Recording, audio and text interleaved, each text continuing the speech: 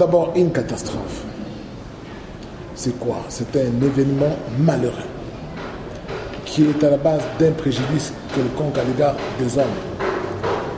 Et quand cette catastrophe est naturelle, c'est que ça provient de la nature. La nature non pas comme l'essence de propriété de l'être humain, mais plutôt la nature comme l'univers physique et biologique qui englobe l'eau, la forêt, la faune, donc la flore et la faune. Voilà. Alors quand une catastrophe est dite naturelle, on dit qu'elle est naturelle parce qu'on dit qu'elle vient de la nature. Alors, c'est là où moi, je m'inscris en porte-à-faux. Comment? Parce que la nature n'est pas à la base des catastrophes que nous rencontrons. Pourquoi? Parce que la nature elle-même a été créée par un être suprême et que nous appelons Dieu. Alors, en tant que tel, les hommes ont tendance à croire ou assimiler les catastrophes qui nous arrivent à la nature, pensant que c'est la nature qui se met en colère, et ils disent même mère nature. Ils appellent mère nature. Mère nature ou dame nature. Cette déchaînée est en colère, c'est pour cela que nous avons vu telle ou telle autre catastrophe. Je vais d'abord citer certaines catastrophes que nous connaissons, comme l'ouragan, c'est une catastrophe naturelle. Les inondations, c'est aussi une catastrophe naturelle. Les tsunamis, les tremblements de terre, les tornades, ou soit une éruption volcanique, c'est aussi, ce sont là quelques exemples de catastrophes naturelles. Mais voyons à la source. La première catastrophe naturelle qui est apparue sur cette terre est mentionnée dans la Bible. C'est quoi? C'était le déluge. Alors,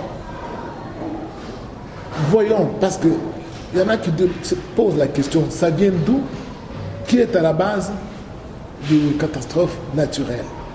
Est-ce le réchauffement climatique, des variations de climat, comme les hommes de science avancent, comme dans leurs hypothèses, ou il y a une main invisible quelque part?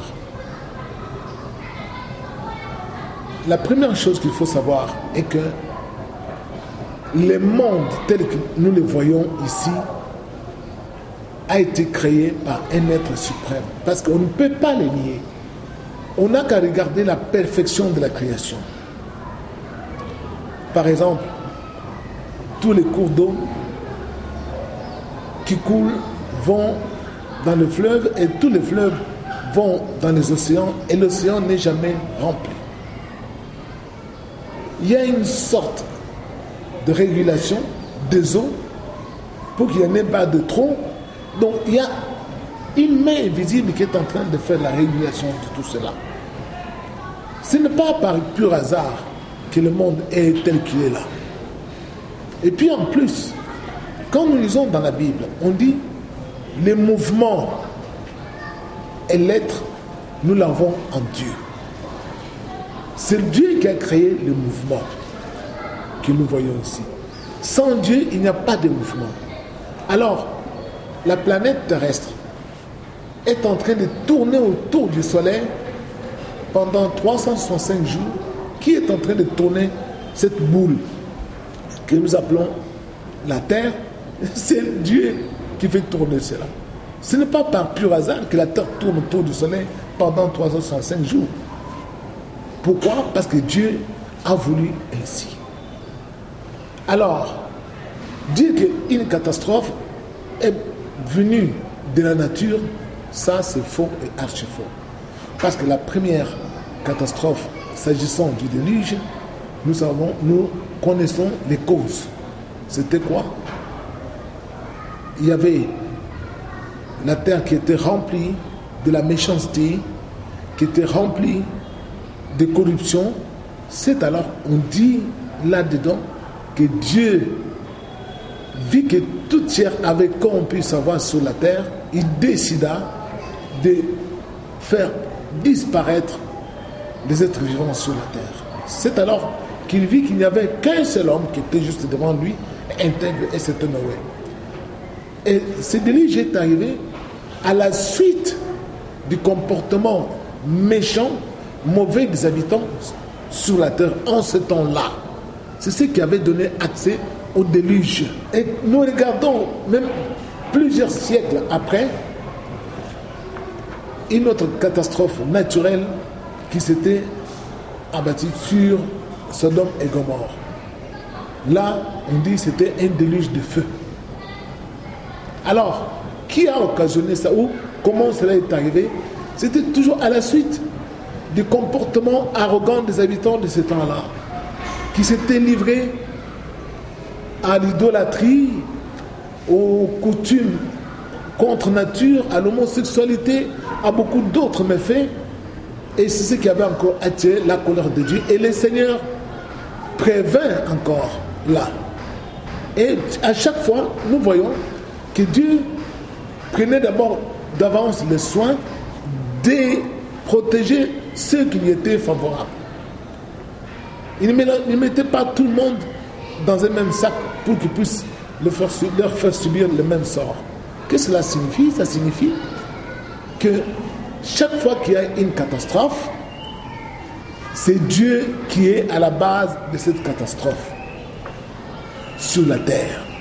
Parce que le monde appartient à Dieu, n'appartient pas aux hommes.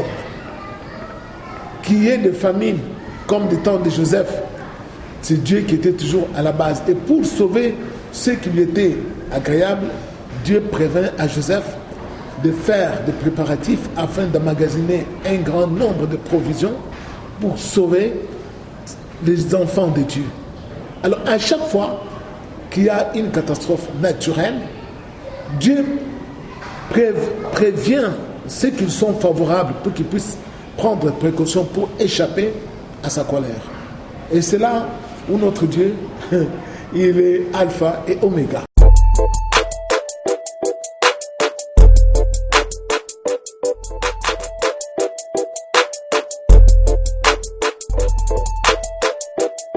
Bon, il faut savoir que la Bible est claire. La Bible dit que les cieux et la terre vieilliront. Vous avez compris? Donc notre terre d'à présent est en train de vieillir. Dieu l'avait déjà prédit que la terre va vieillir et sera remplacée par une nouvelle terre, et que les cieux aussi vieilliront, seront remplacés par de nouveaux cieux. Alors, qu'on le veuille ou non, la terre est en train de vieillir. Cela, c'est déjà prédit dans la Bible. Les hommes peuvent dire qu'ils sont à la base de certains phénomènes climatiques par leur présence sur la terre. Mais Dieu avait déjà prévu cela, que quand les hommes vont se multiplier, la terre va vieillir. Alors, la terre est en train de vieillir. Et ils doivent savoir qu'il y a une nouvelle terre que Dieu est en train de préparer pour ceux qui seront trouvés justes. Qu'on le veuille ou non, qu'on fasse tout pensant que la terre va rester la même, ne sera plus la même. La terre est en train de vieillir et Dieu nous a promis une nouvelle terre où la justice sera d'éternité en éternité pour l'ensemble de tous ceux qui seront trouvés dignes d'avoir accès à cette nouvelle terre.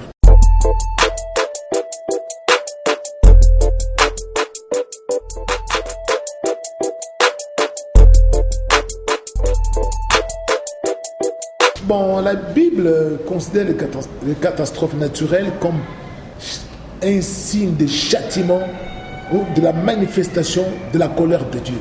Je m'explique. Il y a eu des catastrophes sur cette terre. Ceux qui ont appris l'histoire antique en ce qui concerne l'histoire romaine, là, ils apprendront qu'il y avait une ville appelée Pompéi.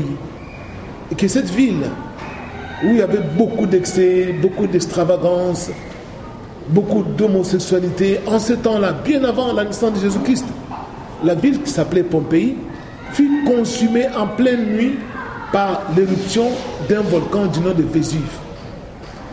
Et il y a même des ruines où on a découvert des hommes qui ont été en quelque sorte, qui avaient séché par de hautes températures, même des femmes qui étaient au lit, des enfants.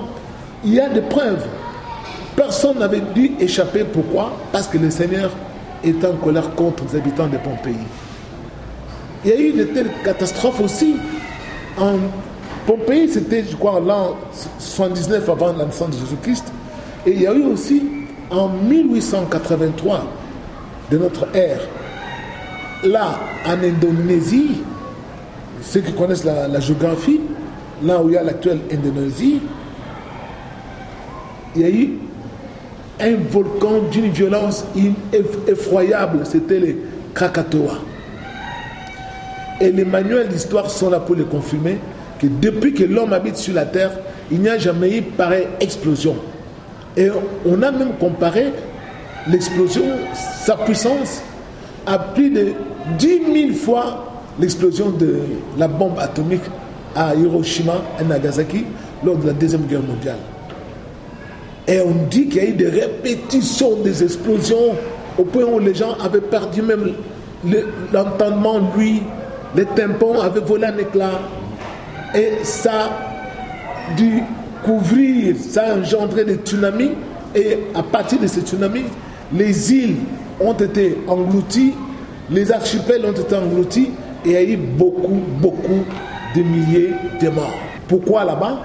À cause aussi de l'idolâtrie. Parce que là, en Asie, les gens ignorent. Les hommes, parfois, ont tendance à diviniser même les animaux. Ils prennent même un bœuf, on dit que c'est déjà leur Dieu. Ils prennent un serpent, ils disent que c'est déjà leur Dieu et ils commencent à l'adorer. Et toutes ces choses-là, ça donne accès à la colère de Dieu. Quand vous voyez une manifestation quelconque d'une catastrophe naturelle, il faut savoir que c'est le Seigneur qui est derrière. Parce que Jésus-Christ lui-même l'avait prédit. Comme vous voyez dans les évangiles, il dit, vous verrez, quand vous entendrez parler de famine, de tremblements de terre, sachez que le Fils de l'homme est à la porte. Pourquoi il dit cela? Parce qu'il connaissait très bien que c'est Dieu lui-même qui est capable de bouger la terre. Dieu lui-même est capable de changer la direction des vents, parce que la Bible nous enseigne qu'il y a des anges qui tiennent parfois, qui retiennent les vents pour changer soit leur direction, et parfois Dieu les autorise de lâcher les vents pour envahir les habitants de la terre. Alors le Seigneur, c'est lui qui commande tout cela. Qu'on ne dise pas Mère Nature est en colère, Dame Nature, parce que dites-nous où se trouve l'adresse de Mère Nature, où se trouve la maison de Dame Nature. Il n'y a pas Dame Nature, c'est la volonté des hommes de régner l'éminence de la grandeur de Dieu, sa suprématie sur son œuvre de création. C'est ce qui fait que les hommes, ils ne veulent pas reconnaître chaque fois qu'il y a une catastrophe naturelle qui s'abat sur les habitants de la terre. Les hommes ne veulent pas reconnaître que c'est Dieu qui a envoyé cela. Et ils ne se répandent pas. Mais moi, je vous dis que même le coronavirus qui est là, c'est Dieu.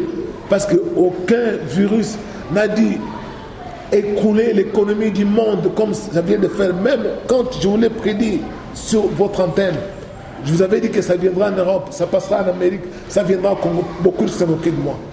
Et c'est en train de se diriger comme je vous l'avais prédit. Et je vous annonce que le Seigneur nous a déjà dit que ce qui se passe maintenant en Amérique, partout, avec des pics, ça viendra aussi ici en Afrique. Et même ici chez nous, dans notre pays. Mais chez nous ici, Dieu nous a dit, dites aux gens de se repentir. Qu'ils se répandent, qu'ils me demandent pardon, qu'ils confessent leurs péchés. Moi, Dieu, voyant que se sont détournés du mal, je suis capable d'atténuer cela. Mais il y en a qui se moquent de nous, qui disent tout simplement que ça ne vient pas de Dieu, ce sont les Illuminati qui sont à la base de tout cela, ce sont eux avec les diables qui se sont arrangés pour confiner les gens parce qu'ils veulent asseoir leur hégémonie économique dans le monde entier.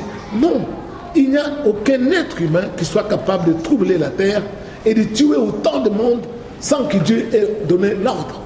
Parce que pour qu'un seul passereau, l'un des plus petits oiseaux sur la terre, meure, il faut que Dieu donne l'accord. Pour qu'un de nos cheveux tombe ou devienne blanc ou n'importe comment, il faut que Dieu donne l'accord. Alors l'homme que Dieu a créé à son image, a plus forte raison. Dieu laisserait-il cet homme mourir comme meurent les sauterelles sans qu'il en soit sa volonté si ça ne venait pas de lui? Là, allez-y comprendre, c'est le Seigneur qui est derrière tout cela. Les catastrophes naturelles viennent de la colère de Dieu et de sa manifestation pour juger les habitants de la terre.